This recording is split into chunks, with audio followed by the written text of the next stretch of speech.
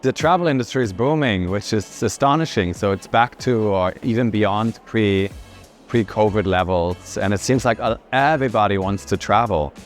And I wonder why that is. Despite Zoom, despite economic instability, geopolitical disorder, so sustainability concerns, climate concerns. But it seems like ever since COVID that people appreciate, they're kind of feeling like we need to do it now. I want to live life to the fullest and I want to do it now. And so there's a bit of escapism as well. And that's, of course, fueling the growth of the tourism and the travel industry. The factors that are going to shape it now for the next 5 to 10 years are, of course, sustainability. So growing climate, biodiversity concerns, responsible, sustainable strategies. AI is a big one. AI is going to even more personalized experience, going to lead to even more powerful data aggregation.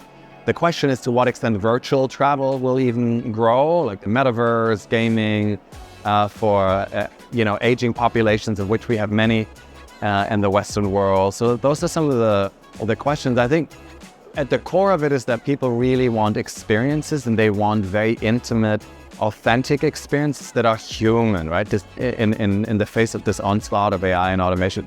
So I don't see an end to the boom. I think the only big factor that we don't know, the one big uncertain issue, of course, is how the geopolitical order is going to develop in light of all the wars and conflicts that unfortunately we're confronted with, right? And digitalization is the big, of course, has been for the past decade, if not decades, the big driving force of change for the travel industry as well. I think the companies are much more able to provide a tailored, hyper-personalized experiences because of the data play, because of AI. I think what will be interesting in the future is to see how important brands will be. So on the one hand, you could argue that with generative AI, that you just turn to one generative AI platform interface and you get an end-to-end travel experience, very much like Omio or others are providing it, but much more comprehensive. And that actually the brands will become obsolete, right? Sort of the travel aggregators, even the hospitality brands, as brands, maybe they become obsolete. They're much more service-oriented, but the AI platforms become the mediator.